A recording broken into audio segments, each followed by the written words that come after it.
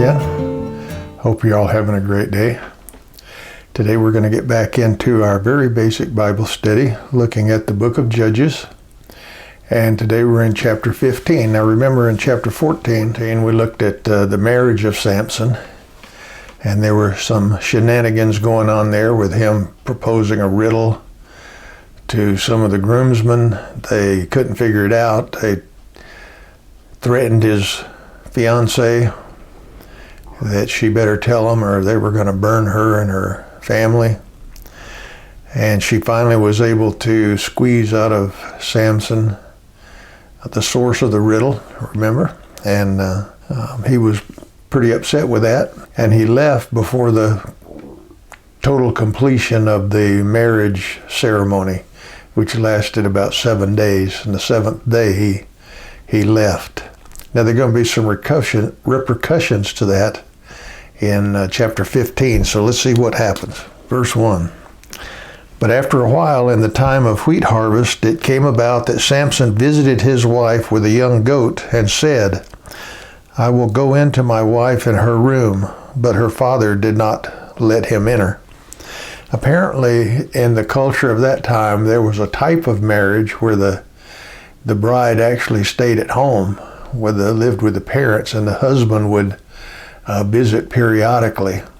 And so Samson came back to visit. He brought a kid, a goat. And this wasn't any kind of apology type thing, but it was just something that was normal at the time to bring as a gift. And but the father wouldn't let him in because, as you remember, when he left, the father had taken some action. Verse 2. And her father said, I really thought that you hated her intensely, so I gave her to your companion. Is not her younger sister more beautiful than she? Please let her be yours instead. Now this would have been a big insult to Samson, for the father to take this kind of action without any kind of explanation or discussion or anything like that, and then to offer up the sister. That would have been an insult to the Jewish law. So this was really an insulting kind of situation. Samson then said to them, this time I shall be blameless in regard to the Philistines when I do them harm. So he's telling them up front that they're going to be sorry for what they've done. Not to condone what he's doing, God is trying to protect the theocracy of Israel, keep them intact. They're intermarrying with the Philistines. They're just as bad as the Philistines in many regards, worshiping their idols and things. And God's using what he has at hand, namely Samson, that he's set apart to stop this influence of the Philistines. But as we're going to see, the methods used and all are just the same as the Philistines, seemingly. And it's like God crying out saying, can't you see what's going on? You're just as bad as they are. Repent, turn to me. But anyway, he's trying to stop the influence of the Philistine.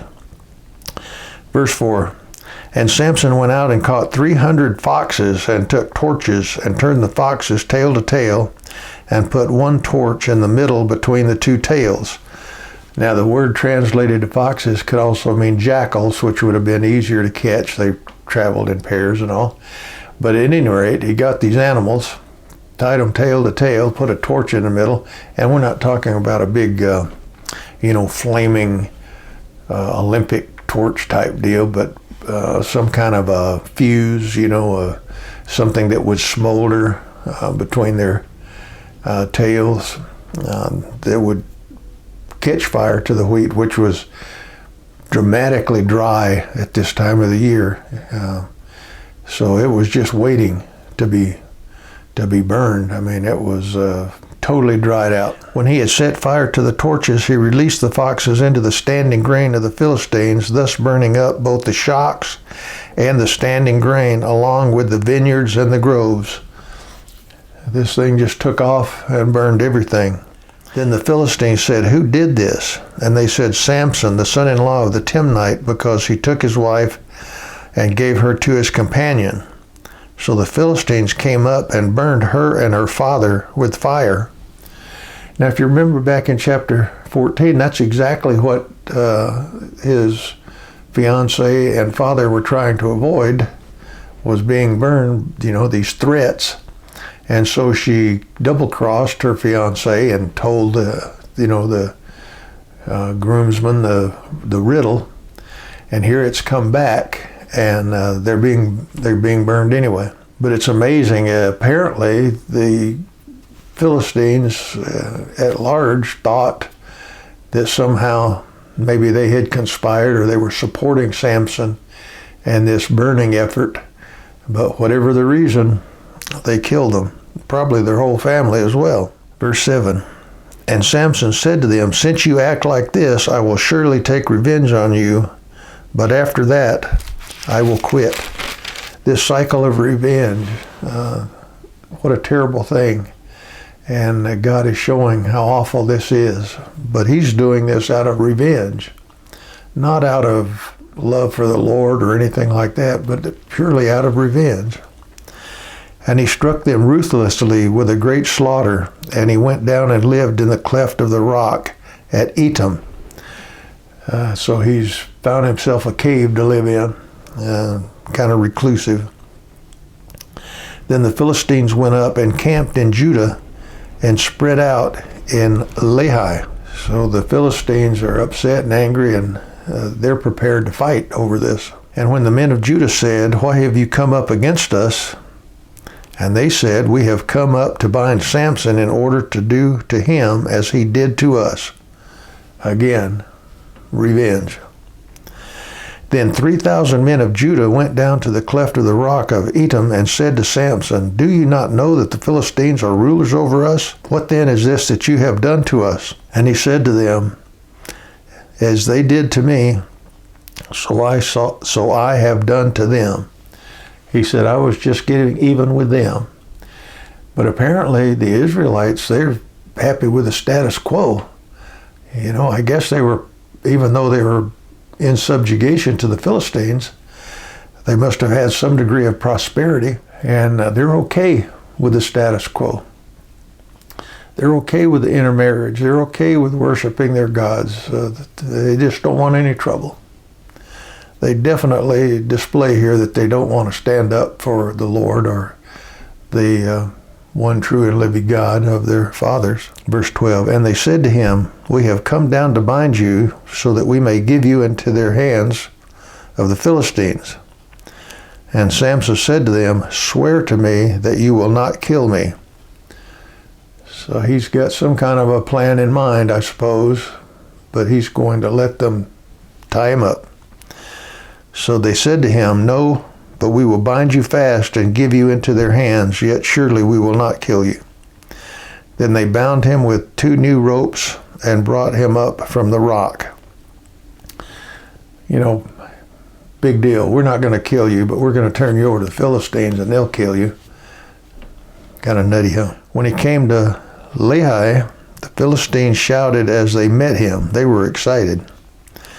And the Spirit of the Lord came upon him mightily, so that the ropes that were on his arms were as flax that is burned with fire, and his bonds dropped from his hands. We're going to see here a visible display to impress these Israelites that God does not want the status quo. He wants the Philistines stopped. He doesn't want the children of Israel to be interacting with them. So he's going to give this visible display. It's a shame that it has to come to this. But again, God's doing what is necessary to try to preserve the theocracy of Israel. Verse 15, and he found a fresh jawbone of a donkey. So he reached out and took it and killed 1,000 men with it. It's a pretty short sentence. We don't know how he did this, whether he attacked one at a time or fought off a huge number.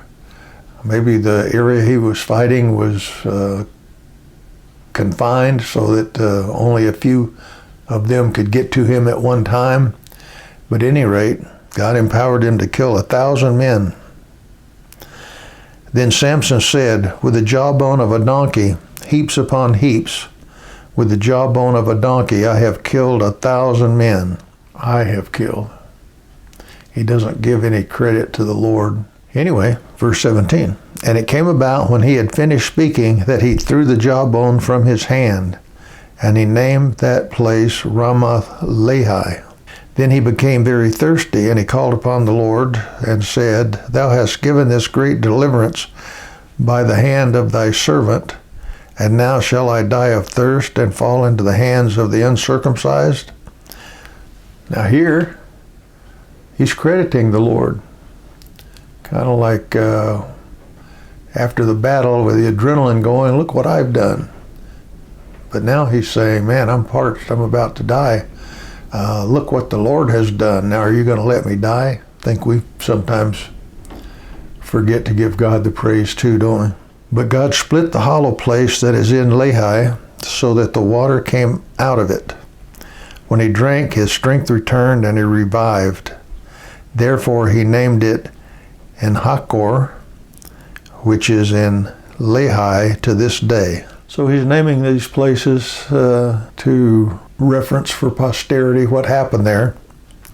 And then finally in verse 20, says, So he judged Israel 20 years in the days of the Philistines. So apparently, through these acts, the children of Israel finally started to follow him. Whether he was a decent judge or not, it doesn't say. We're going to see later that all kinds of additional shenanigans go on here in chapter 16 that we'll study next time. But at least they're following him instead of the Philistines.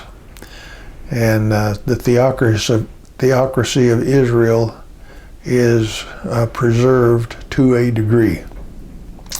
But anyway, we can see this is awful, this cycle of revenge and fighting, and God would prefer different means, but he's empowering Samson to at least lead the children of Israel for 20 more years. We're going to see some awful things befall him in the next chapter though, but we're going to stop here today. I hope this has been interesting and meaningful to you. Hope you watch the next one. In the meantime, God bless. Bye-bye.